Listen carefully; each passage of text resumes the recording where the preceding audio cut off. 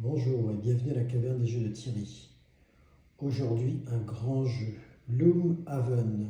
Mais attention, il s'agit ici de la version Button and Bugs. Et comme vous le voyez, par rapport à la taille de ma main, c'est un petit jeu, en fait une petite boîte, mais un grand jeu. Ça reprend en fait les grands principes de Gloomhaven, comme vous allez le voir, mais avec effectivement un certain nombre d'aménagements, puisque au lieu d'avoir une énorme boîte de plusieurs kilos, vous avez cette petite boîte qui pèse quelques grammes et qui tient donc vraiment dans une main,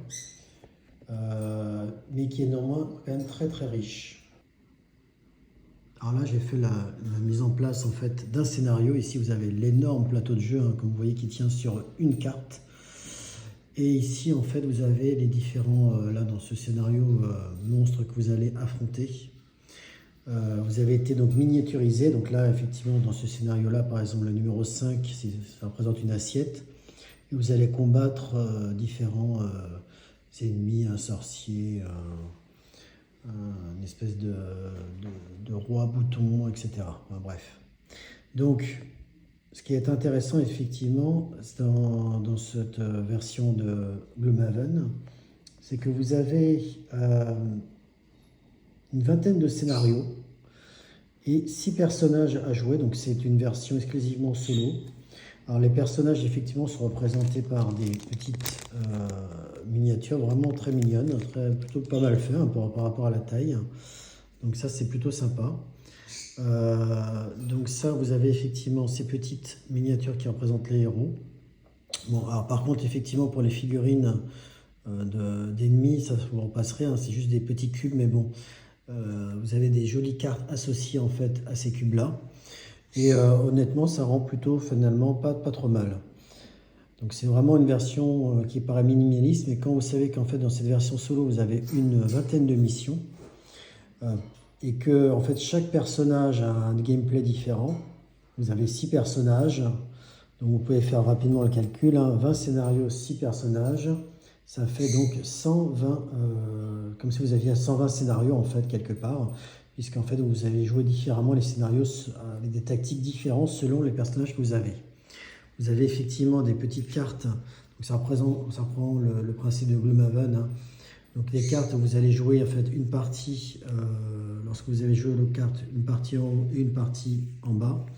La différence avec le Gloomhaven, c'est que en fait, vous n'avez que 4 cartes à jouer en fait, 4 petites cartes, et elles sont recto verso.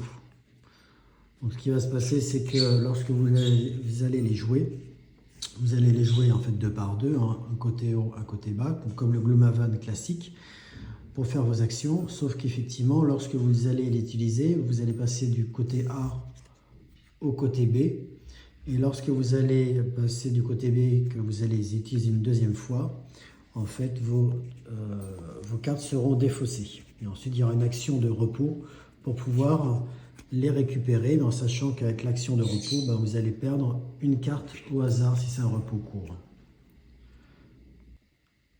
Donc au niveau de l'installation, ça sera très simple. Vous allez placer votre personnage sur la petite flèche blanche. Les ennemis, selon les couleurs associées, par exemple ici violet.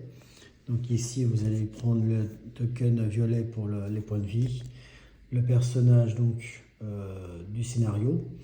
Et donc le tour de jeu va être extrêmement simple. Vous allez en fait lancer un dé. Alors d'abord, vous allez bien sûr préparer votre stratégie. Sélectionner par exemple vos 2 cartes. Ensuite, vous allez lancer, vous allez définir avant, bien sûr,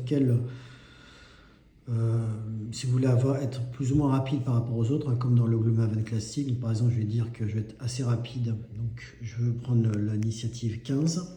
Ensuite, on va lancer le dé.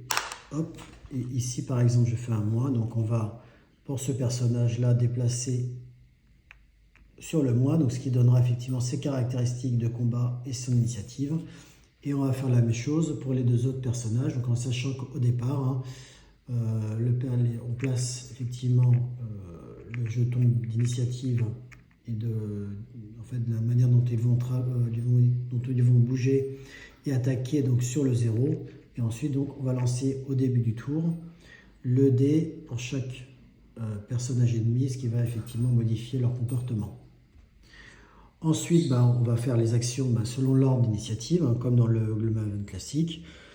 Et ce qui va se passer, c'est lorsqu'on va faire une attaque, donc là vous avez un tableau avec le niveau d'attaque. Alors ce qui est pas mal, ce qui peut aussi rajouter à la rejouabilité, c'est que vous pouvez modifier le niveau. Donc là par exemple vous avez le niveau standard, j'ai un niveau facile, ou un niveau encore plus facile, et bien sûr il y a des niveaux plus difficiles. De la même manière aussi, vous allez avoir un leveling côté, une montée de niveau côté du héros, qui va pouvoir passer effectivement là par exemple au niveau 2, donc il y a jusqu'à 5 niveaux, et en montant de niveau en fait on va bien sûr avoir des capacités supplémentaires, donc on va changer effectivement le niveau de la table en fait de comportement ici, la table d'attaque. On va aussi bien sûr, lorsqu'on va modifier de niveau, en fait on va pouvoir changer une de ces cartes pour un niveau 2, donc là ici par exemple j'avais pris pour la montée de niveau cette carte qui est de niveau 2. Donc ça c'est plutôt intéressant, qu'il y a une montée en niveau qui est automatique en fait en fonction du scénario. Alors ce qui se passe, c'est qu'effectivement on a un scénario qu'on va lire avec les objectifs et on va retourner la carte et là on aura le scénario tout simplement.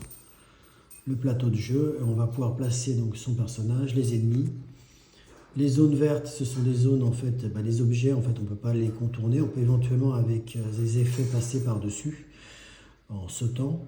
Vous avez les zones rouges aussi, si vous allez dessus ou si l'ennemi va dessus, il va perdre le nombre de points de vie indiqués. Donc voilà, l'iconographie est assez simple, très facile à lire.